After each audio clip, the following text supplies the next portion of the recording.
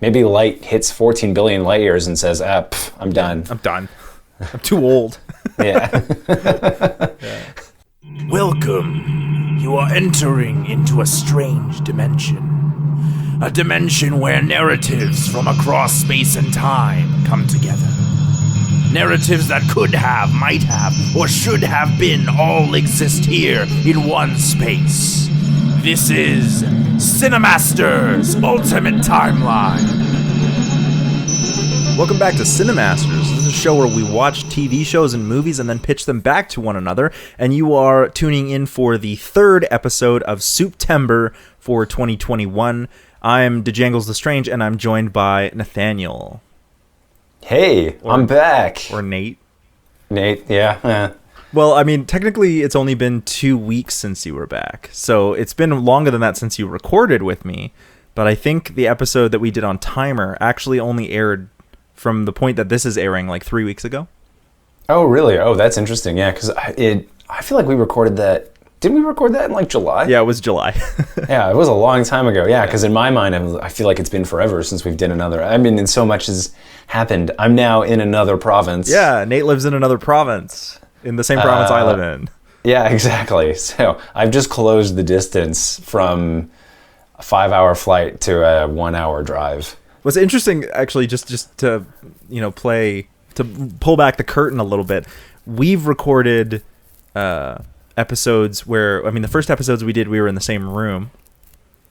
Oh yes, and that's right. And then we did episodes where I was in Amsterdam and you were in British Columbia, in Vancouver. Right, that's right. And then we did episodes where I moved back from Amsterdam to Ontario, and now we're finally in the same province again, where we actually live together. But we're still online because COVID restrictions and driving. Yeah, exactly. It's more of it's a combination of COVID restrictions and just distance is now, because in between, the location where we first recorded was actually much closer, geographically speaking. Much closer, yeah. So, yeah, I'm now located pretty much on the opposite end of Toronto. Yeah, from where I live, but it's close enough that I would come up anytime. So exactly. But we're still online because it's more convenient. And for Suptember, we are looking at Nathaniel's pick, which I had wanted to record before we did Daredevil last week. But this is Nathaniel's pick. We are doing, what movie are we doing? We are doing Dark Knight Rises. The Dark Knight Rises. And at first I was like, man, why do you keep picking these like highly praised movies to do? But after watching this movie, I have to say, and I'm going to preface this with, I still think this is a really well-made movie. Like if this was any other director or whatnot, I would be like, this is fabulously well done with a couple pitfalls, but it's a really, really well done movie. But it's my least favorite Nolan movie. Interesting. Yeah. I still can't decide if this or Insomnia is my least favorite Nolan movie, or Batman Begins. I haven't seen Insomnia. This is the first time I've watched any of Nolan's Batman trilogy. Oh, so I haven't really? seen any of them. Yeah. You hadn't seen, wait, Dark Knight included? Nope, I haven't seen any of them. Really? I've seen bits of The Dark Knight. I'm familiar with it. Because I was like, we've totally had conversations about it before. Yeah, I'm a big fan of the score, and I'm a big fan of Heath Ledger's Joker from that. Right. And I'm familiar with the concepts, and I've read like how it works and what the play is and whatnot. But I am not a super huge fan of superheroes, particularly Batman. Fair enough. I think my problem with Batman movies in general is that we often play them like action movies. Oh, okay. When I feel like Batman is so much better when he's a detective. Oh, interesting. Yeah. No, just going back to his roots, like which is why I'm excited for the new Batman movie. I don't know if you've seen trailers for it with Robert Pattinson. Is that who's directing that? It's not Zack Snyder. I hope not. Is it? Nothing against Zack Snyder. I just find him very strange as a director. Yeah. It's just called The Batman 2020. Yeah. No, who is doing it now? I'm curious. Yeah, because I've definitely seen photos from it. I'm excited for it because Batman. I'm hoping that the trailers make it look like it's high action, but I'm hoping that it's a bit more like detective-y kind of a little bit creepier, because I just think that's the way Batman works, is when it's more intellectual. Right. And we certainly get some intellectual moments in The Dark Knight Rises. It's not as though this is like a purely high octane action movie with no thought. It's still a Nolan movie. He wants you to think about it. And there were themes that I pulled out of this, but I found like none of them really landed. Yeah, so it's interesting. First of all, I had no idea that you hadn't seen The Dark Knight before. Okay. My first question is, what were your thoughts of the first two Batman movies? I haven't seen them, so. Oh, you haven't seen? Okay, so you still haven't seen them. Nope. Okay, so I thought you just watched all of them. No. I just literally Dark Knight only Rises. watched this one. Okay, that's interesting. So I'm a very big fan of Dark Knight. With this movie, I have a similar opinion where my issue isn't so much with the movie itself. I actually think overall it's actually a very solid film. Me too. There are just some things in it that I think are very convenient for storytelling purposes, and some things that I think are just like really gross, like leaps in terms of getting from point A to point B for the sake of making it so that we can have this thing happen. And therefore, where I'm going with this is, I think parts of it are just very contrived. Yeah. In a way that's like too much. I'm willing to accept a degree of contrivance in some of it, in some storytelling, but this was just, there were some parts where I went, that's too easy. That to me is way too easy and too convenient. For me, it was sort of that there was. I mean, this both worked and didn't work. So this whole idea of like revolution, that's played very heavily in this movie. Like, we're constantly talking about revolution, and Bane is like, we're gonna have the people's revolution, and there's gonna be no more police. This kind of reminded me of like the idea that the Joker was setting up between having like giving the control to the people over whether one boat blows up or the other boat blows up. Like, this idea of like anarchy. But it just felt like rhetoric. He was just spewing rhetoric. Like, oh, this is a revolution. This is how we're going to control people. I did like the idea that they basically set it up so that if the army stops people from coming across, then they'll blow up the whole city. So they basically use the U.S.'s own military against them. I was like, you should have done way more with that. That's such a mind game to like mess with people that way. But like part of what you're talking about with it's so convenient is like, this only works if Gotham City is New York. If Manhattan is the island. Yeah, exactly. Some sort of that's clear to me that's the parallel they're drawing. Oh, for sure. It has to be, because if it's not an island, if Gotham City isn't built like Manhattan, isn't built on an island, then there's no way that they can isolate people that way. Yeah, exactly. By blocking. Well, I think that's also why there's a bit where they blow up the tunnels underground, and I think there's a bit where you can kind of see on this like peninsula there's explosions. I wonder if the idea is that they're trying to like separate it from the mainland that way. Maybe. But I don't know. The point is it's clearly the parallel. It's New York. Yeah. Oh yeah. And especially with the stock exchange. Yeah. In the comics, they have basically set it up so that like Gotham is supposed to be New York, and I think it's Boston is supposed to be Metropolis. Metropolis, yeah. Oh, okay, maybe, yeah. Yeah, and that's generally how it's. I mean, they're not parallels. Yeah. I mean, sorry, they are parallels, but it's not perfect. But that's generally, I think, how it's supposed to be done is. I remember at one point looking at a map of like Gotham City Metropolis, and they were located basically where present-day New York is and where present-day Boston is. Because when Metropolis was invented, it was supposed to be New York as well, right? Right, yeah, so, which makes sense. But one of them has to be the other, and New York is much dirtier and a grittier town than Metropolis was, right? Metropolis was always supposed to be the shining New York, and Gotham was supposed to be the dirty underworld New York, right? Right. So it's just easier to be like, that's Boston. yeah, exactly. But so sorry, getting back to my point about convenience, it just feels like rhetoric when Bane is talking about like, it's the people's revolution, we're going to get rid of the police, it's going to be like true anarchy, and then and I was like, but it's not. Like, you're still like, you've become the de facto police, you are now the de facto ruler. The courts that you have aren't due process. It's not a public court, it's a kangaroo court with where they have Scarecrow. Cillian Murphy. Yeah, but they have is it Dr. Crane or just Crane? Whatever. Yeah, they have him, the Scarecrow, as like this awesome cameo, which I did like. It's a fun cameo, but it's just like this isn't really Revolution, which is and so at first I was pissed off about this because I was like, Nolan, you could have done so much more smart things with this. But then it turns out that when you have the reveal at the end that actually Talia is the one, where Miranda turns out to be Talia, and she was the one who climbed out of the prison pit, and Bane is actually just her, like, I don't know, protector, her protector. I was like, okay, that makes the Revolution seem like the fact that the Revolution was sort of this non-revolution because it was actually a revenge plot. That sort of works that, but I also thought it kind of undercut Bane. Yeah, I think it did too. I also felt like I just don't get the logic in there. We're gonna completely blow up Gotham. I'm maybe it's because I haven't seen the first two. I know that he kills Ra's al Ghul, but I never really understood, like, so like when Ra's al Ghul died, Talia became the leader of the League of Assassins and brought Bane on board. But like, okay, what was the revenge? What was her father's plot? Was her father's plot to bring down Gotham? I thought her father's plot was to try and kill Batman.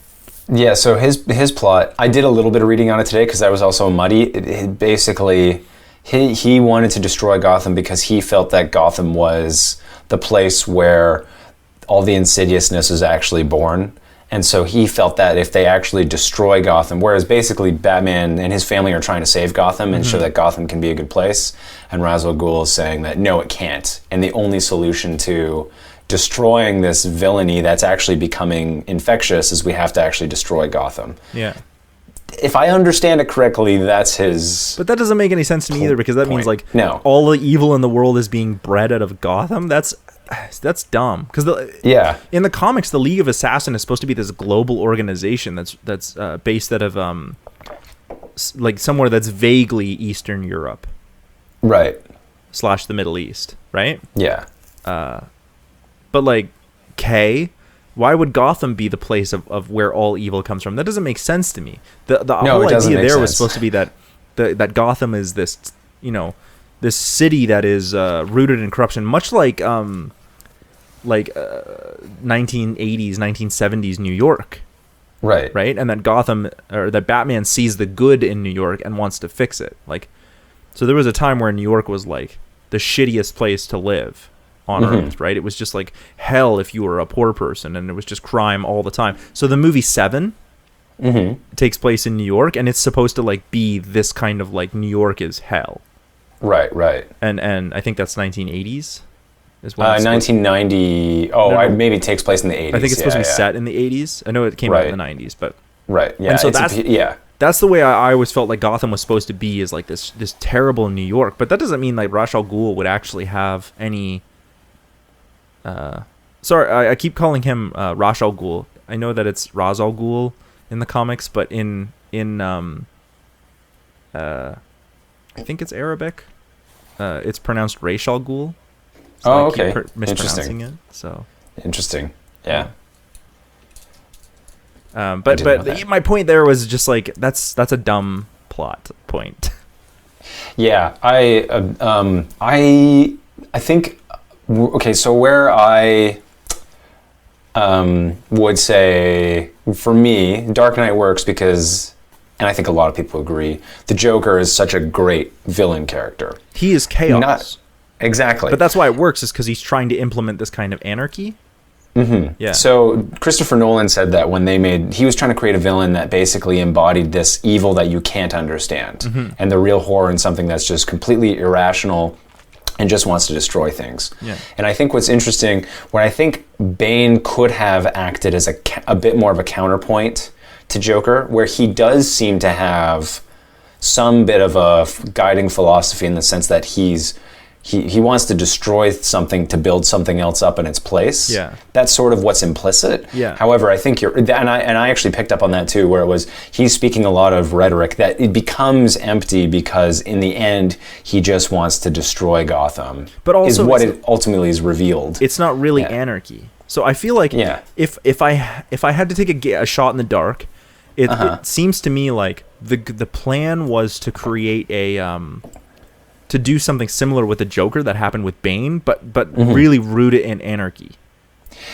Yeah. So really rooted maybe, in anarchy. yeah. But then when Heath Ledger passed away, unfortunately, Nolan was sort of left with this idea of like, well, we sort of have this idea of anarchy and setting up this big idea of the city being taken over, but you can't do. He could either hire a new actor to play the Joker, which I don't think would have worked. So he was like, well, let's pivot. Let's change the story to Bane. Which I think was a good call. It was a good call, but I think that what winds up happening is we get this remnants of like the Joker's kind of chaos. No more police, just anarchy. Yeah. But instead, exactly. what we wind up with is sort of a twist on Bane and Talia being being the actual daughter of Ra's al Ghul. Yeah, exactly. Which winds up undercutting the whole idea of anarchy. Yeah, exactly. And I think that some of that was the idea was that it was like, okay, how much of it is, it's not really explored. Like he says that, oh, I'm trying to basically topple this system to give it like, so that you can have your city back basically. Yeah. But then he does that isn't really, he isn't really taking a task on that, and the whole notion of like, yeah, but you've just now created a new system form where of you're the government. one Exactly. Where you're the de facto person in control. Also, when he breaks, because I feel like the scene where he breaks them at a prison is really poignant, because he's like, this institution that you built is based on a lie. And to break that down, I feel like instead of having the prisoners being let out and being like, oh, the prisoners are let out, I feel like the public should be like, wait a second, what? Yeah, exactly. Like, this shouldn't be about prisoners coming out. It should be the public being like, you mean like everything that we built in terms of putting these criminals in there is not only is it not technically like really fair to a lot of those criminals, because it's not technically like due justice. Like, it's not like a full it's not a full extent of the law. Like there's no justice in terms of how they go about the due process of letting people being defended and figuring things out. Instead, they're just thrown right into jail if they're caught up in the process of any kind of organized crime. And then not only is that, a problem as an institution, but it's also built on a lie. The Dent Act was built on a lie that this person worked to create this system that is false, that is not proper justice. I feel like we need to see more of the public's reaction to that, rather than just be like, let's let the prisoners out, because when the prisoners come out, obviously they're going to join Bane. Yeah, exactly. And I felt so this is another thing that I just I take issue with in superhero movies in general. First of all, I find them to be very pro status quo. And what's interesting in this case is you have something like that where you have what's trying to be explored as a more complex, nuanced view of an issue, where you basically have a system that's supposed to uphold justice is actually corrupt. And it's built on a lie, and so let's question that lie. Do we have such a thing as noble lies? And then Bane comes and says, okay, well, you've been lied to.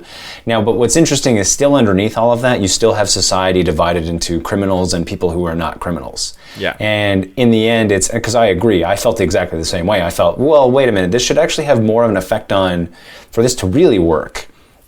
Thematically, it actually should have the effect on the greater population of Gotham, who see this and actually go, oh, Bane is right.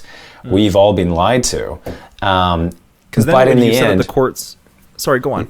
I was going to say, but my issue is, I was just going to reiterate that where I think it falls away from that is you still have this dichotomy of the prisoners are the bad guys, and now you've let the bad guys out of the prison, and now they run the city. And I think that undermines the argument that's being made. I think it would have been more interesting to actually, like, instead of let the prisoners out, actually, like, set up the sort of public court kind of system, and make it so, like, it's actually, like, a public court, where, like, anybody who helped invoke the Dent Act, or helped hold up the Dent Act, is being brought out and being like actually like publicly tried by this new non-justice institution. Like, it's not part of the Justice Department, it's like a public court kind. So one of the things that keeps coming up is they keep referencing, sort of, not really all that well, they keep referencing A Tale of Two Cities. Yes, that's right. And so I was like, well, what if you actually like leaned into that? So like this state of revolution that Bane creates is actually run by the people, and they're trying to, anyone who upheld the Dent Act or was part of the Dent Act or associated with the Dent Act in any way is being tried and executed by this public court, this people's court, much like the French Revolution, until it starts to get out of hand. And we see it snowball, like what happened with Robespierre, right? Robespierre built the guillotine as a way to execute people, and then he winds up on the guillotine himself, right? And we go through this whole system where anyone who is part of the aristocracy, like or you know, the oppression of the common man is brought to justice. Well, now instead of the oppression of the common man, it's anyone who was associated with or upheld the Dent Act, even though they didn't know it was a lie, is then brought forth. So now all cops, they're not being hunted down and shot the way that Bane had it. They're just being brought into the public court and being like, you upheld the Dent Act, which is seen as like a like not good justice, and therefore you have to be punished for it. And then instead of just being a kangaroo court, we can kind of go like, oh shit, like even though this is kind of anarchy, like there's some sense made to this. This public was lied to, and all Bane did was just break that or pull down the wall. He's not policing anyone. He's just, all he's done is like say go. Yeah, exactly. And then when things start to snowball, we can have Batman show up. Right? Yeah. Like Batman can show up, and Batman can be like, you know, we have to put things right, and then we can actually get people questioning him. Like we can even have Catwoman, Selena Kyle, actually question him, be like, well, what they're doing is technically right. Like it's maybe not part of the original justice system, but they do put people on trial. Like it's a full court. It just happens to be falling apart now. Things are getting out of control now that these new people that have been put in power are taking the courts to the next level. They're becoming corrupt. They're using the court as a tool to eliminate their competitors. You know what I mean? But and then Batman's like, well, we have to put a stop to that. But then the question really becomes is what they're doing wrong if they were all lied to for so long? It's an interesting question to ask in terms of how how the morality of that situation works, and where that puts Batman as a superhero. Does he take the court system down if these people have been lied to? I don't know. Just an interesting idea. One other thing I was going to point out that's interesting with this movie is, to me, it signifies, I wouldn't say that this is like signifies a change per se in Hollywood's approach to movies, but one thing that's interesting is this comes out in 2012? No, 2012. It's earlier than that.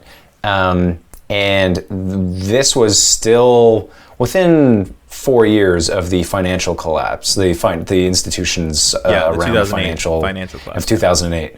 So, and now you start seeing that coming into Hollywood films, and so that's definitely when you were talking about like, okay, how do we sort of, you know, imagining what their thought process was going from Dark Knight to this movie. You take a thing that's actually being talked about a lot, you know, in the general discourse, and that's inequality and the image of Wall Street being the bad guys, and then you take that and then you slot that into the world of Gotham, and then what does that do? Yeah. So that's an interesting way to approach that. So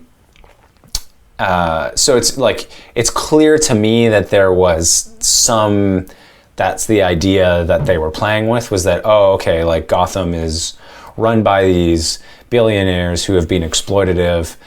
However, again, I feel like it's kind of taken for granted that, oh, okay, it's basically it's the rich people that have ruined Gotham, and the only people who are actually going to be affected by this, like we have a scene where there's people being like, there's like rich people basically being taken out of their apartments, but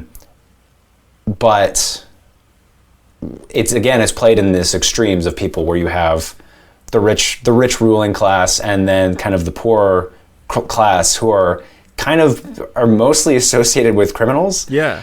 And we don't really get this in between. Now, I understand it's a movie. I understand it's a superhero movie. I think Catwoman sort of is supposed to be that in between.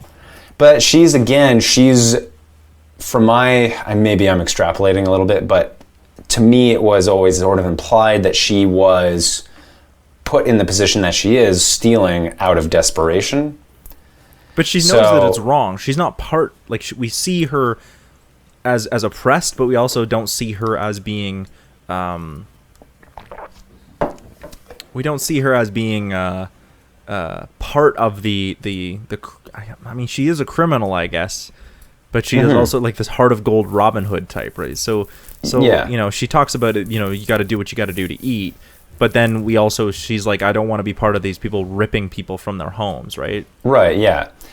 So she starts to question it. I guess really more what I'm not necessarily offering this as a criticism so much as just an observation on the way the movie constructs its argument, where it has these very extreme divisions in society. And so one of the things that in that scenario also doesn't seem to be entirely accounted for is like, okay, well, what about the people who were there, who were just, you know, regular people, middle-class people, and now their city's falling apart, but now they are also faced with the question of, okay, well, wait, we were told this lie. Now, again, what I was saying is, I accept it's a superhero movie, and I accept that there's a degree of nuance that you can explore in a 3-hour period, which is why I say the bigger issues I had with it had to deal with conveniences for the plot that just were very contrived. So when I approached my pitch, it was less about like, how do you make this a more nuanced argument, and just how do you have things that happen that seem less convenient for the sake of having a plot unfold from A to B. So give me an example of like one of the contrivances that you had. Okay, so I'll give you a few examples actually. So my biggest, well, I don't know if it's my biggest one, but one that stuck out to me was Commissioner Gordon getting caught by Bane, also having the speech that he wrote on hand so that Bane could pull it out. And then when he delivers that speech in front of the prison gates, everyone just sort of like, oh yeah, he's telling the truth. Oh yeah.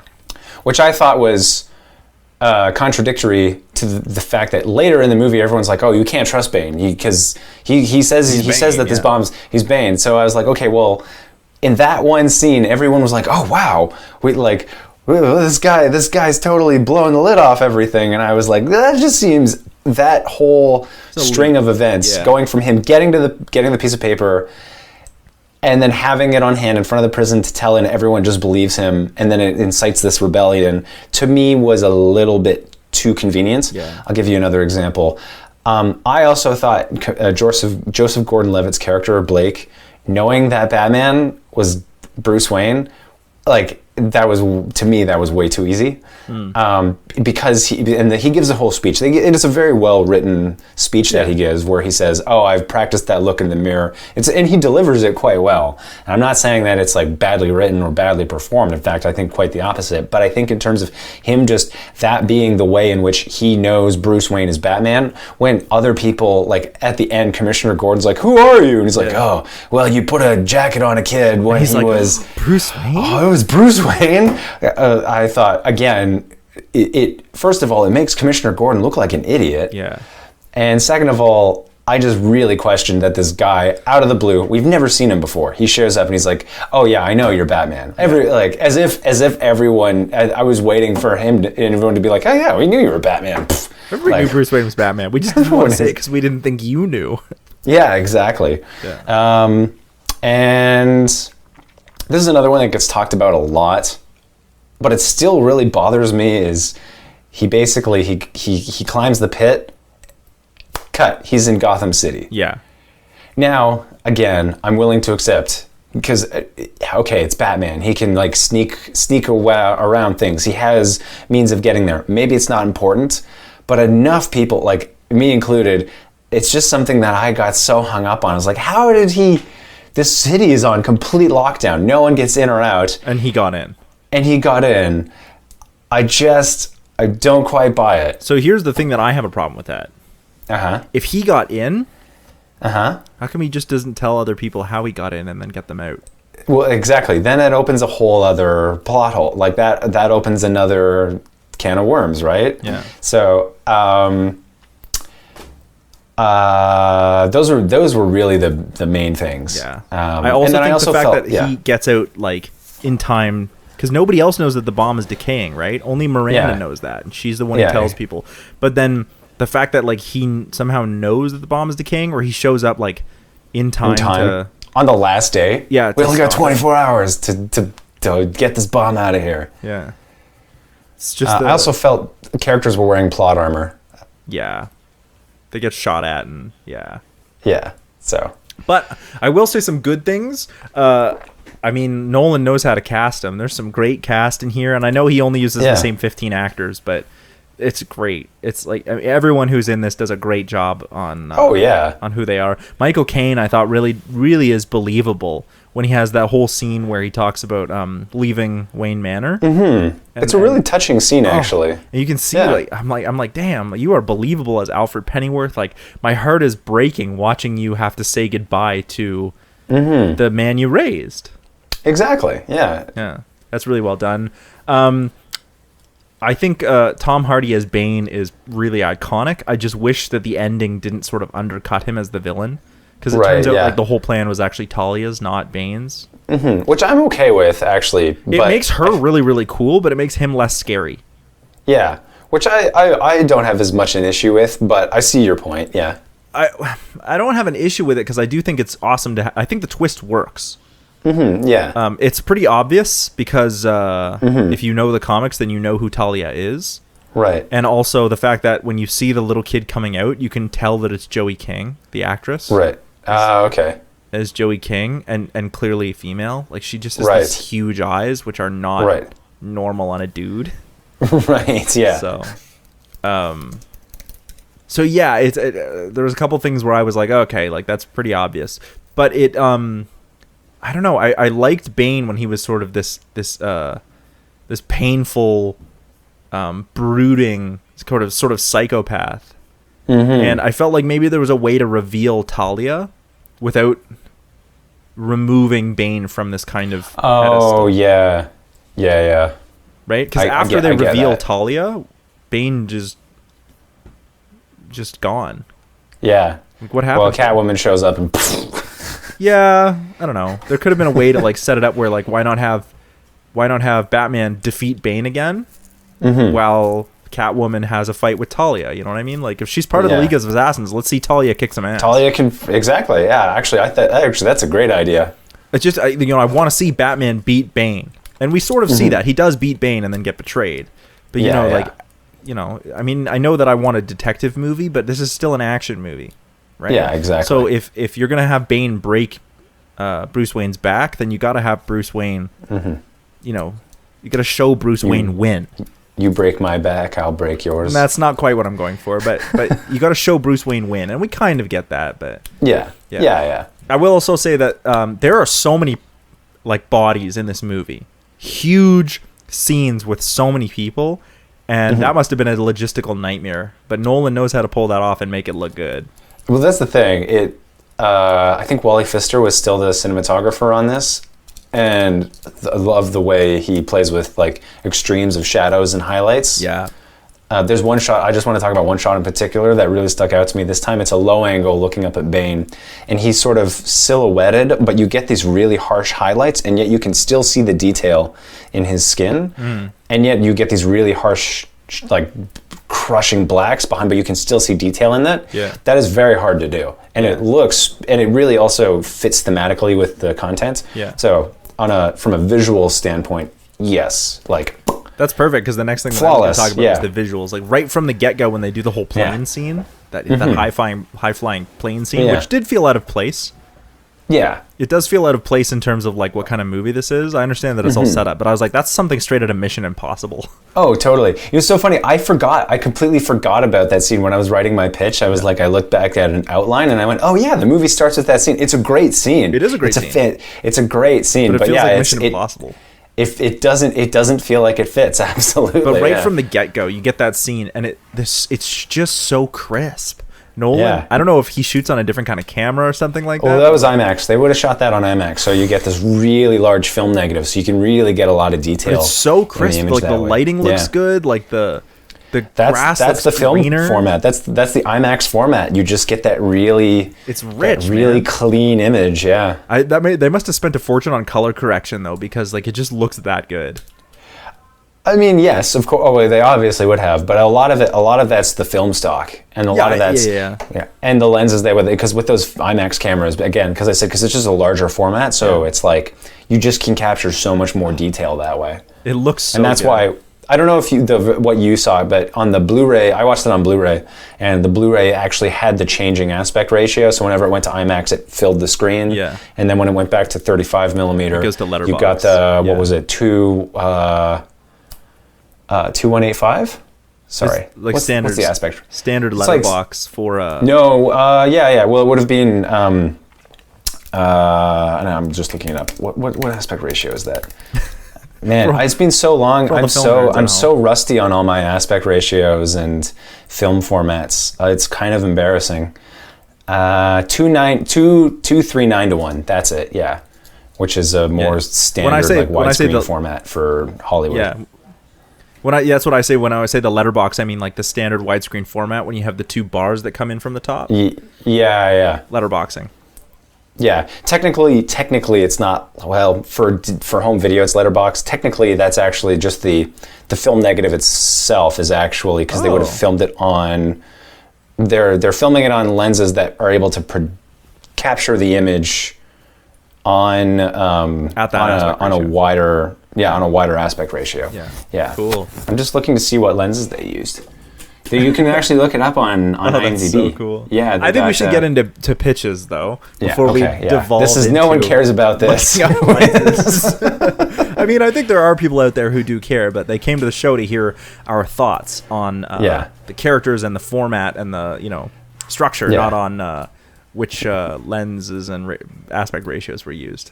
Yeah, exactly. Yeah, although like if for me, like if I'm making a film, I'm thinking about those things. Of course. Most audiences don't care, which is fine. It's a thing that a lot of can go to a movie. Most people don't pay attention to it. It's just something that I think it does add another dimension. It does add another layer, and it it is important. It's like when you're a non-art person, like a non-painter, but you're still an art appreciator, and you go to see somebody who paints, you don't think about what kind of brush they used unless you're a painter yourself. You know what I mean? Mm-hmm. As a musician, like I think about how they played that or what they're doing. You think about the tools more than just the art. Mm-hmm. Not to say that you think about the tools more than the art, but you think about the tools as part of the art while you're appreciating it when you're a maker of that kind of art.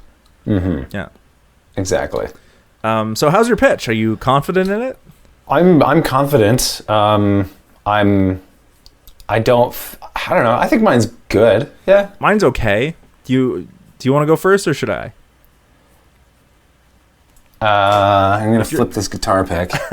Go. And okay, heads or tails? Tails. It's heads. Okay, you go first. So I'll go first. Okay, so basically it's the same movie essentially. What I've tried to do is just sort of address those pit holes that I mentioned.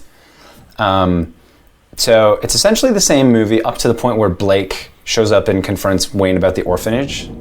But in my version, he doesn't know that Bruce Wayne is Batman. Yeah. He's talking to Bruce Wayne. So that's one thing I've changed.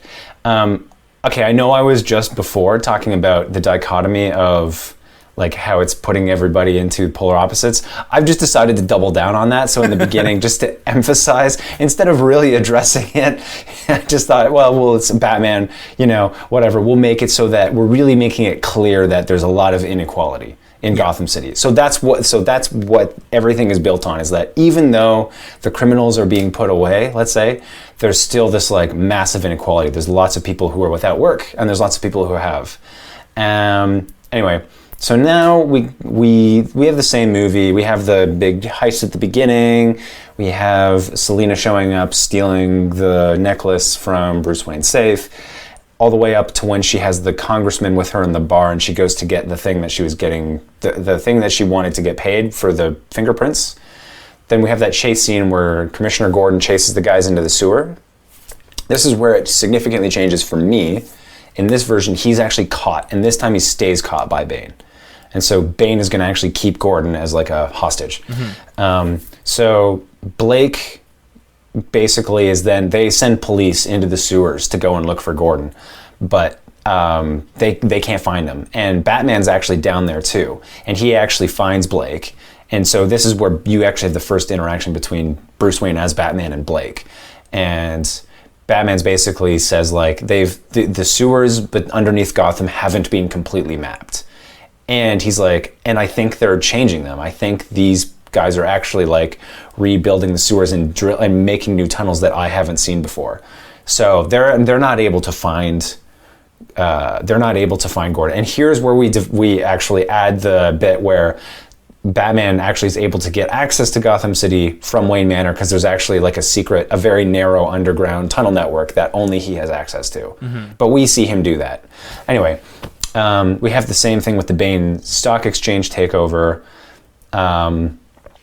We have the chase where Batman goes after them. They get away because the police go after Batman. Then we have another scene later where, remember, Commissioner Gordon is still captured by Bane. So technically Blake essentially kind of fills that role, even though he's sort of he would be, I guess, in the position that Commissioner Gordon was at the beginning of the first Batman movie before he was commissioner. Anyway, so Blake meets with Batman, and Blake is angry with Batman because he's like, you showed up, like I understand you were trying to help, but you drew the police off, and the police came after you, and you actually he's like you killed Harvey Dent.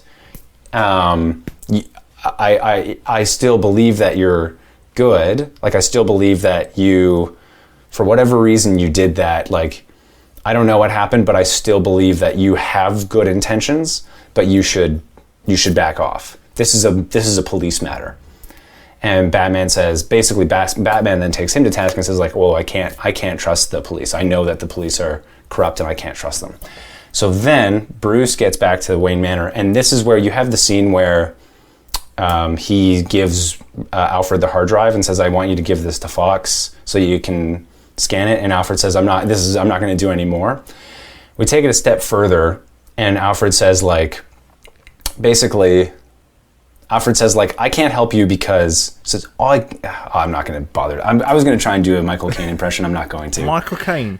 Yeah. Maybe it's because you don't want to. Maybe because you believe the bad. That's not bad. Basically. Yeah. Basically, he says, I can't help you because you want to believe, like, you don't want to help the police because you don't want to. Not because they're bad, but because you want to believe they're bad and they're rotten, because that's the only way for you to justify putting on a cape and saying you're the good guy. And Bruce says, people aren't bad, the system is bad. And Alfred says, so fix the system. And then Bruce says, I've tried. But then Alfred says, but have you? Yeah, okay, you put on fancy galas and charities, but you're never there. You're locked up in your tower, waiting for the world to go sour so you can put the cape on again. Yeah. You're Bruce Wayne, you have money, you have influence, you have power. You can actually use that to help, but you seem determined to wait for the world to fall apart so you can become Batman.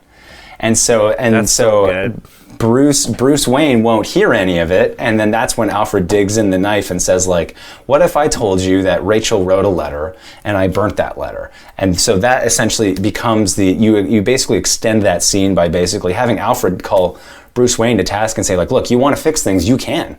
You can. You're Bruce Wayne. You are the most powerful man in Gotham City, but you choose to do it as Batman. Because that was always something I thought was so strange about Bruce Wayne has so much more power and influence.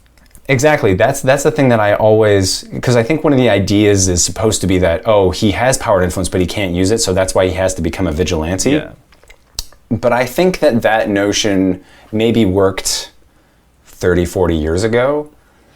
I don't think, to me, it's not an argument that I would buy. And I think especially now, people would see a character like Bruce Wayne as someone who has influence and is actually part of the problem. Yeah. And so I just thought, Alfred should totally call him to task on this. Alfred should be like, dude, you are the problem, but you can fix it. Yeah. But that's the whole contradiction to Batman, is that for Bruce Wayne, it's like, no, he just needs to be, he needs to be this mythic figure. But that's also contributing to the problem. Yeah, but that's always been the thing is you know, people have often said that Batman is the mask, but Bruce Wayne is the mask. Exactly. Anyway, so then you have this scene, and then you have meanwhile below Gotham's surface in the sewers, Bane has Gordon tied up, and basically you have this exchange with Gordon, and Bane. Gordon's like, you know, you're not going to get away with what you're doing. You like, it's the typical banter that you usually get. But Gordon's figured out like, okay, Bane's not just out for money. He's trying to do something, and he's figured out like kind of that he's an anarchist. So he says, okay, so you topple the system. What then? Then Bane says, you only see things as systems. You ask, we topple this and assume we want to create another. But your systems are for your protection, the protection of those who are beneficiaries of the system. Then Gordon's like, okay, so you're like the Joker then. You want chaos. And Bane says, no, I don't want chaos. I simply want to level the playing field. And this only scares you because you stand to lose something when most of Gotham have nothing to lose. And so then Bane's also like, he starts questioning Gordon about Harvey Dent. He doesn't know, but he's like he's trying to get to, he feels that there's something underneath there, and so he's trying to get to the truth. But Gordon's not gonna give him give anything away. Anyway, we have the same scene then where Batman meets Selina. He convinces her to lead him to Bane. We have the similar scene as before where Bane fights Batman in the sewer and wins, but this time Gordon is there. Because remember, he's captured. So Gordon sees the whole thing, and he sees at the end when Bane rips his mask, and he sees that it's Bruce Wayne. So this is how Commissioner Gordon finds out that Batman is Bruce Wayne. Dun, dun, dun. But also in this scene, this is where we have another major change. This is where it's revealed we actually have Miranda show up. And so here she actually reveals like, okay, no, I'm actually the one Bane's working for. And thank you for giving me access to your nuclear generator. And so this is where she explains like what they're like. She's like, this is the bad guy plan part of the movie. But she's like, we still plan to use. He's like, what? You're going to blow up Gotham? He goes, no. We're actually going to use the nuclear reactor to generate clean power. But we are going to create this city new. We are actually going to rebuild the city and make it equal. So you get the sense that she's actually trying to create some kind of utopia on Gotham City. And she's like, eventually things are going to fall apart. She even says like, I don't even know if this is going to work, but this is just about sending a message to the powers that that they can be challenged and they can be toppled. And she's like, my father believed that we should destroy Gotham, but she's like, no. I'm like you. I believe we can make something, but I have to go, but you just didn't go far enough. Yeah. I am now actually in control. And she's like, but in order for that to happen, we have to get rid of the people who were in power before. And because you're Bruce Wayne and because you're the most powerful person, you can't be a part of my plan. But because I'm merciful, I'm not going to kill you. And so that's when she takes him to the prison. And then you actually have Batman in the prison with Bane. And Bane also, you can still have Bane going like, Bane says like, you're going to watch Gotham fall apart. The world that you had and you maintained, you're going to watch it fall apart. He's like, and then first I will break you, and then you have my permission to die. Great Bane. So this time, you have the same scene where Bane shows up at the football stadium and he brings out Commissioner Gordon. Oh, he blows up the stadium. And I had this idea for a shot where it's Gordon. So he brings out Gordon. He's like handcuffed. He throws him down on the field and he has a gun to his head. And you have a shot where Gordon is sitting there and he looks at the playing field and it's destroyed. So the idea is he's like, Bane said he's going to level the playing field. And now here you have a shot of a completely destroyed playing field. And Bane's like, okay, Commissioner Gordon, like, tell them the truth about Harvey Dent. I know you're lying. Tell us the truth. And he puts a gun to his head and Gordon's like, I'm not going to tell the truth. And then Bane says, okay, so the boy who was singing the national anthem before, Bane has him out and puts a gun to his head. And he's like, tell the truth or I will shoot this kid. And then you cut it with Dark Knight, because at the end of Dark Knight, Harvey Dent has a gun to Commissioner Gordon's kid and says, lie to him and tell him that it's going to be okay. Oh, that's And now you have that mirrored here where Bane is saying, tell the truth. or I'm going to shoot this kid. That's so good. So Gordon then goes, okay, and then he tells Gotham about what happened. And he says, this is what actually happened. And this whole thing's being televised. So you have it in Commissioner Gordon's own voice. That works so much better. Saying this is what happened. And then at the end, Bane shoots him. Oh shit. So in my version, Commissioner Gordon's actually gets killed by Bane. Yeah. Not Gary Oldman. Sorry. Now it's more like Gary Deadman. Yeah. Anyway, so from here on, everything kind of plays out similarly. But what happens is Miranda and Bane, they start taking charge of the city, but you see that they have a bit of a clash in terms of what they believe in terms of how the city should be. So they release some of the criminals, however things start descending into chaos. And so she believes that they're trying to create a utopia, whereas Bane is like, no, I thought we were like not creating, I thought we were just gonna like let it, like, we can't create a system. So they break into factions. And this is when Miranda says, like, okay, look, you want to be my enemy? Fine, you can be my enemy, but I have the control. I can just blow up Gotham City. I have the power. I have the system. So that forces Bane's hand, essentially. And then Bane, because he defected, he's put on trial by Miranda, and then he's sentenced to death by exile. So then you have Bane walking out onto the ice, and he falls through. Oh, damn.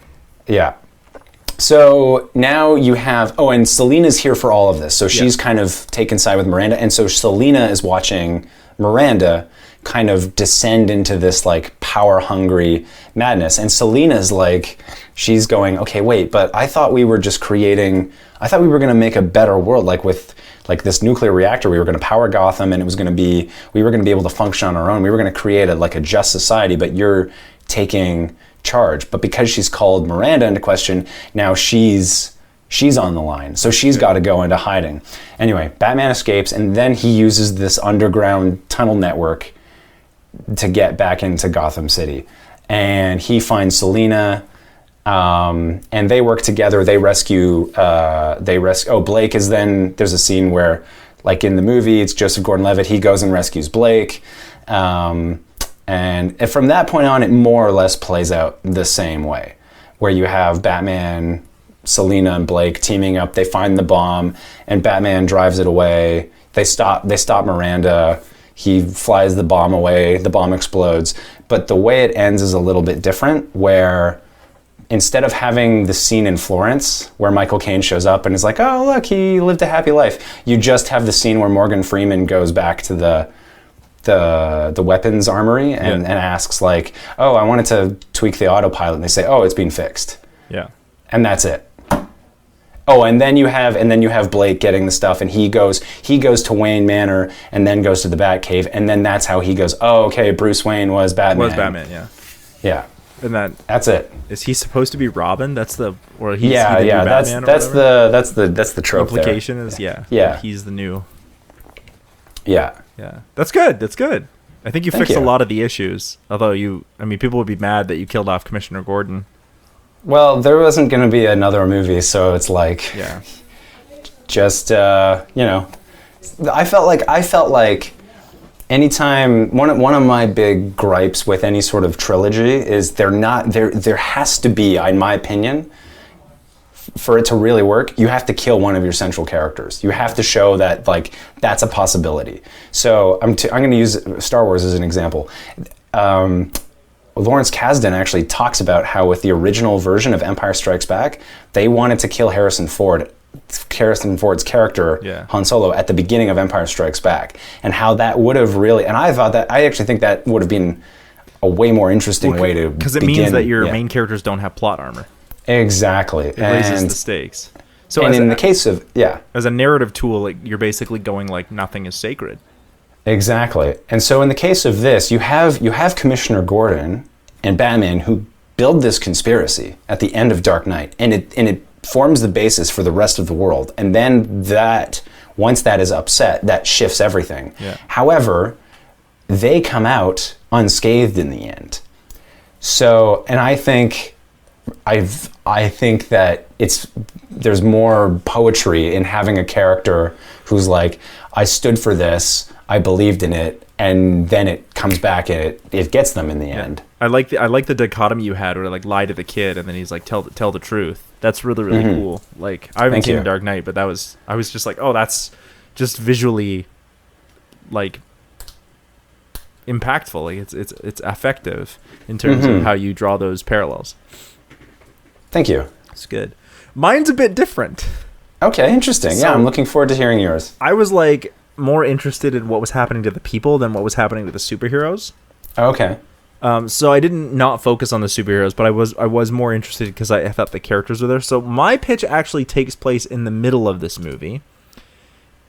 It takes place 1 month into Bane's reign. Oh, interesting. Okay. So, and it deals much more with like street level kind of how things are going. So it's 1 month into Bane's reign on the city. There's no sign of the Batman at all. In fact, he's not even in the movie. Oh, because my movie is like an in-between quill. So it's been 1 month since Bane trapped all of the police beneath the city and let all the prisoners loose from Seagate, Blackgate, whatever it was called. Bane and his crew have managed to implement like a new law where the police are hunted down and brought to this kangaroo court in front of Crane, along with basically anyone else who upsets them. So there's no Batman, and for a lot of people, there is no hope. So even though the system has been overturned, and like those who were have-nots, a lot of them are haves, a lot of the have-nots are still just have-nots. So we see John Blake moving through the streets at night. He's trying to find supplies with his crew. They managed to find the cache of supplies that they were looking for that one of Bane's crew members was guarding. And while he and a small crew are doing recon, like they're trying to get the food out of there, they get seen, and one of them is shot right in front of Blake. And so they all disperse to try and make sure that the person who has the food, can get out of there. So while he's fleeing, he's on his own, and he runs right into Catwoman. And he, of course, knows that she is Selina Kyle. But he's surprised to see her. He's like, I thought, a rat would want to flee from a sinking ship. And she's like, I haven't found a way off, which is discouraging for Blake.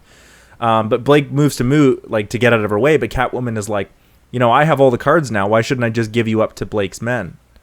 And, or to Bane's men. Why shouldn't I just give you, Blake, up to Bane's men? And he's like, well, I thought you weren't working with them. And she's like, I'll do whatever I can to survive, right? I'm just that kind of person. And he's like, no, I don't think you are. And she does let him go. So Blake says that, he basically says Bruce Wayne would have wanted better for her. And she's like, well, I don't agree with that because he's dead now. Because they think he's dead. Mm-hmm. So, okay. And he's like, well, whose fault is that for leading him into the trap? And then he walks away and she doesn't do anything with it. So, yeah. She decides to let Blake go because she's like, well, he's kind of right. And so despite one of the crew being shot, they make it back to the orphanage where they've all been staying, and they have supplies, and they're looking like really good with supplies now. The orphanage is basically operating like this community center. Some people are living in it. Some people are coming to it. But now that they have so many supplies, this causes other problems because now they basically have to protect the food from people who would just come in and steal it. Right. So because it's an orphanage and it's rooted on religion, there's still a lot of charity. So they give the food away to a lot of people, and they take families in as long as they live by the same rules that they've applied, right? As long as they live civilly under the orphanage's rules. So there's a meeting, even though it's late, there's a meeting called between some of the bigger names at the orphanage, which includes Lucius Fox, Miranda Blake, Lucius Fox, Miranda, I can't remember her last name, and Blake. And John Blake. Okay. And the father as well. And so they're all getting together, and Blake, before the meeting starts, Blake runs into a kid named Mark. And Mark has recently become obsessed with the idea of Batman, and although the father, the priest, tells Blake that this is just because the kid's looking for any kind of hope, it's not a good idea to bolster this kind of fiction. But Blake's like, he tells Mark, he's like, I saw Catwoman alive, so maybe that means there's hope for Batman yet. And sometimes he tells the father, he's like, sometimes hope is really what you need. Not Batman himself, but hope is what you need to change things. And hope is the thing that Bane always tries to poison. Right? So we have to make sure we keep our hope unpoisoned. It's the most powerful thing we have. So in the meeting, they establish basically, we can see that they've established a kind of governing system at the orphanage. And So, and they give the supplies away, like I was saying. It's essentially like a form of government, a small form of communal government. And they talk about how best to keep the supplies guarded, with Blake and his crew acting as a de facto police. And they look at the food supplies, and what they discover is that some of this food is fresh. It's fresh food. And there's no way that anywhere in the city they could have had produce like this, and it hasn't been long enough for anyone to farm anything in the city. That means this food must have come from outside the city and was brought in. And if the food is being brought in for Bane's men, that means they must have a way out. Right. If it can be brought in. So Blake is basically like, oh, this is a really, really interesting idea. If there's a way to bring food in, there's a way to get people out. So meanwhile, Mark, this little kid, he's like, so if Catwoman was alive, then maybe Batwoman could be alive. And he starts telling some of the other kids about Batman, like who Batman was, some of the younger kids and some of the older kids. And it just brings up morale a little bit. Selina is out exploring the city, always looking for a way to get ahead for herself, when she stumbles upon a sewer vent, and where she can communicate with some of the policemen who are still stuck under the city. And this policeman is named Officer Victor. He's just a uniformed police officer, and he says he's got a way to get information all around the city because they're underneath it through the sewer vents, so he can get information. But things down here are bad because they really don't have a lot of supplies. They're just sort of rotting under the city, and because it's been a month. And she's like, okay, well, if I can get you supplies, then can I get it in exchange for information? And Victor's like, yeah, we could see if we could help each other out. And she knows, Selina's like, I know that Blake has a bunch of supplies that I could get, so I'm going to steal them for my own benefit. So Blake leaves the meeting, and he's intrigued with this idea. So he decides, he's like, I can't leave. I have to police the food. I have to keep these people safe in the orphanage. So what I'm going to do is I'm going to create, he uses like basically a bonfire and some mirrors, and makes a makeshift bat symbol. But instead of a bat, he uses a cat symbol. Oh, interesting. And it's small enough that like Bane's men don't notice, but big enough that Selina sees it. And she's like, well, that's dumb. And but instead of going to the light, she decides she's going to try and steal the food using the light as a distraction. So she goes to steal the food, but Blake catches her. He's like, I knew you would try something like this. But he's like, so let's help each other out. I'll tell you what I know in exchange for why you're trying to steal the food. So they basically tell each other. Selina says there's people down in the sewers. There's a way to communicate with the people, the police under the tunnel. And Blake's like, that's really interesting. And he tells her, he's like, I think I might have found a way off, but I can't go search for it. I have to protect the people here. But you have the freedom to move around. And a lot of, you work with Bane's men, so you can double cross them and get information. Can you do it? And so they share each other's information. So then basically the story works like Selina's story is about finding information, double crossing Bane's men, and doing that kind of thing, like sometimes beating them up, sometimes double playing them and stuff like that, in order to figure out where this way off is, where the food is coming in. Blake's story basically follows how the orphanage has become a microcosm and a representation of society, how they built their own society as a representation for the city as a whole, and how it functions, and how the government is basically a societal contract between the people who are in it, and how they deal with this governing body, this council that they sort of have created that we saw in the meeting. And we can see that there are people outside the orphanage who are trying to like get at the food, and so it's sort of this de facto kind of war situation between like two factions that are inside the city: the people in the orphanage who just want to be left alone and live in peace, and the people outside the orphanage who want to like take the food by force. And the last story is Officer Victor, who's basically trying to get the police to work together, but because supplies are so low, they're basically like turning on each other. So there's like an uprising in different factions within the police. So like different forms of government and how people's egos get in the way, basically.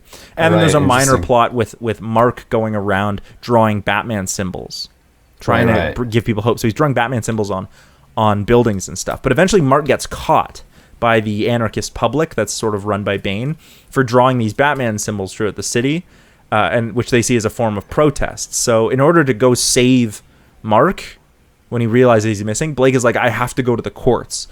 But I know if I get caught, like, that's game over. So if I get caught, I need a contingency. So he goes to Lucius and Miranda and the father and says, look, I told Selena about this way off.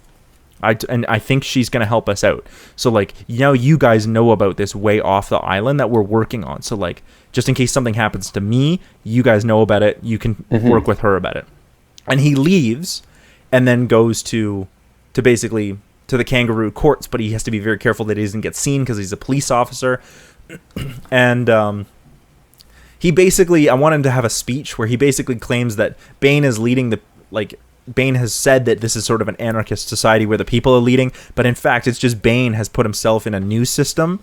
Like, this is just a new system of control in the way that the parallels between the old system, the new system, but also the underground police system that we've seen in Victor's story and the orphanage itself in Blake's story.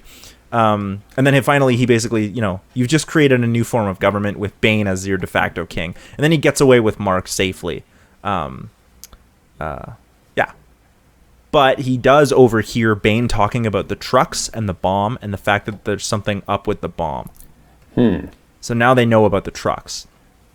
Selena actually manages to find where the food is coming in, and then we get a moment where she's like can see her chance to escape, but she like hesitates and then says like no, I'm not gonna escape. But then the exit is blown up, like it floods. It's very similar. I wanted the tunnel to be very similar to the one that holds the reactor core, and it floods and blows up the same way. Oh, okay. Before she can escape, so she decides, well, fine, and she steals a truck with more food. And races out and outruns the people that are chasing her. But we did see that there was a way out that is now blocked. Right. But it was blocked before she did anything, before anyone knew she was there. They all of a sudden blew it up. Like almost apropos of nothing. So with the new supplies, Blake is confident and begins to send Victor more supplies down in the sewers, which settles the police down, and they begin trying to figure out a way to take them out from underground. And Blake explains to Miranda and Fox about what happened with the bomb, and Miranda explains that the core might be degrading now because it's lost its protection, which means they may only have 4 more months of time if that's the case. Right. So despite how bleak things look, Mark has like more hope because Blake saved him. Mark has more hope that they now have a plan, and he discovers the makeshift cat signal that Blake had made earlier, and he converts it back into a bat signal and shines it throughout the city as like a form of hope. And so underneath the bat signal, Selena and Blake talk, and Selena tells him, she's like, Bane's men somehow knew that we found out about the exit before I got there, before I made a move. Exactly. They blew it up. So we have to be careful about who we trust, including, like, you can't trust anyone, including me. And Blake is like, I don't know, man, you made it, you came back. Like, I do trust you. And he basically is like, you were true to your word. You're more like a cat than a rat. And it zooms out, and it's the two of them underneath the bat signal, and that's the end. Right. Yeah. Oh, okay. So the whole idea that I was doing with Selena and the bridge collapsing is because Blake doesn't know that Miranda. I was going to say it's Miranda who would have tipped them off. Yeah. So we know as the audience, but in the this interim film, they don't know, and so when he tells her about this supplies, where the food is coming in, he's actually giving up the information to Miranda, who then tells Bane's men unknowingly. Unknowingly, because he trusts her. Yeah, exactly. Oh, okay, interesting. Yeah, that's very different. Yeah, well, I mean, I like it. I like that. Yeah. What I really found in this movie is I didn't really care about Bruce Wayne or Batman. Fair enough, yeah. Like, I mean, I know the story is about him, but to me it felt like this should be about the people, and I actually found myself sort of, like, siding with Blake a lot more. I was like, as a character, I'm much more interested in Blake than I am in Bruce Wayne. I don't identify with a rich, crippled man, and I don't identify with a dude who dresses up in a leather bat suit. What I do identify with is a human person who's trying to do his best to save the city. And then I also this is my favorite version of Catwoman I've ever seen.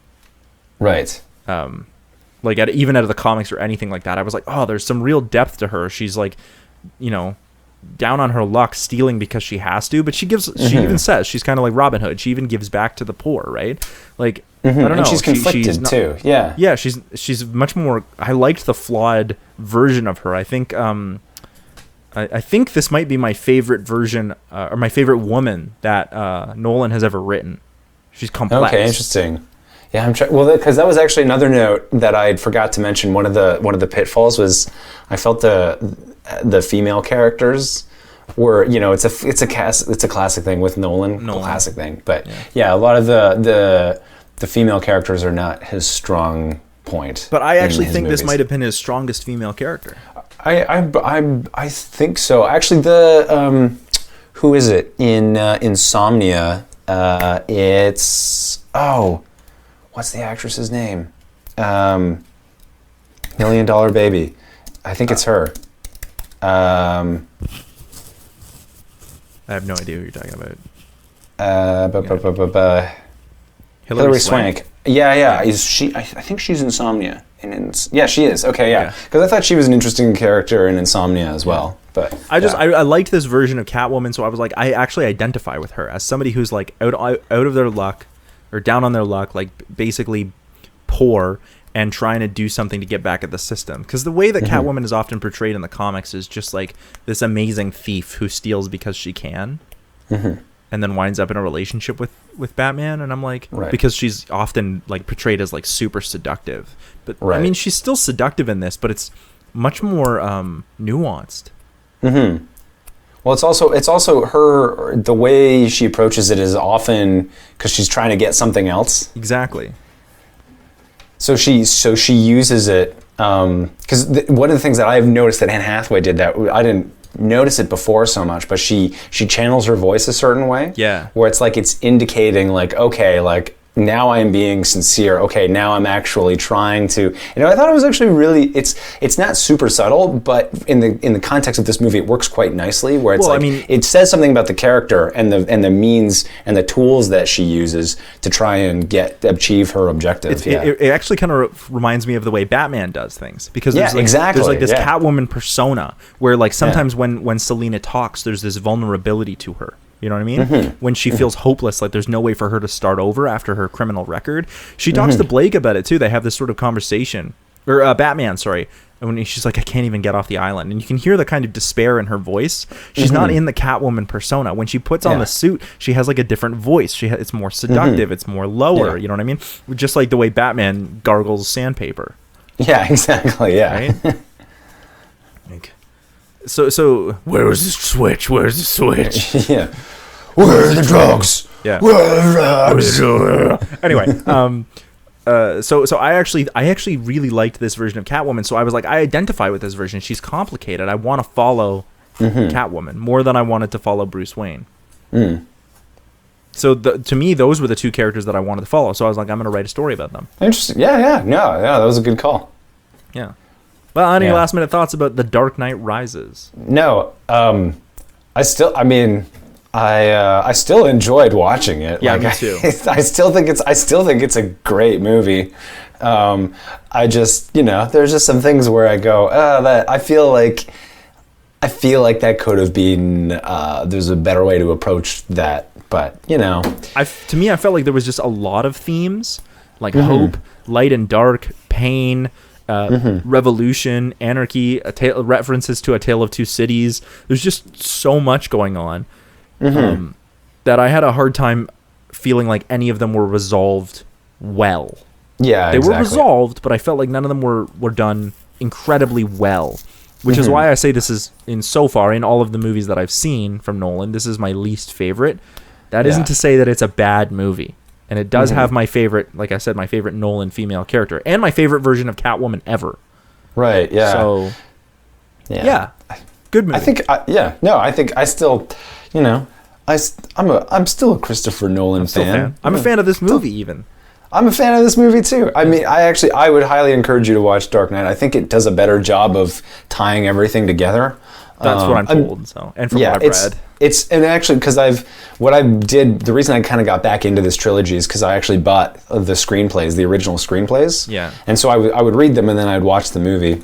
And the Dark Knight, the way the Dark Knight's written, it would have been interesting to have read it before I'd seen the movie. Now, that obviously came out like years ago, before I was had any interest in reading the screenplays. Before you were even in film school. Exactly. Yeah, I was like 15 or something when it came out. Anyway, the it's really well written. It's the way it takes the superhero genre and kind of the superhero genre in itself to me is quite absurd, but it's able to ground it in a way and explore these in as much complexity as you can in a limited period of time and within the confines of that genre. But it does it in a very clever way. You should watch Daredevil. I should. You mean the TV show, right? Yeah. It's really. I should check it out. Yeah. I'm just. Yeah. Maybe because I'm writing a superhero movie, maybe I ought you gotta to. Be careful with that. Yeah. Maybe. Well, it's one of those things where it's like I feel like I ought to, just because I should know like what's being done in the genre. But even then, I kind of the more I think about it, the movie I'm writing, I don't feel it so much. It's not even a superhero movie. It's not really a superhero movie, not in a classic sense. It's about a superhero, but I'm not going to give away any more else. But where can people find you? In Scarborough, Ontario. Not what I meant. You can find me at my website, www.nathanieldraper.com, or on Letterboxd at DraperNate. You can find my band Robot Philosopher anywhere you listen to dope music, as well as more episodes of this podcast, and This Is a Thing, and the long and the short of it, and lots of other cool things, all happening right here on CineMasters' Ultimate Timeline. Thanks for hanging out with us. Yeah, thanks for listening.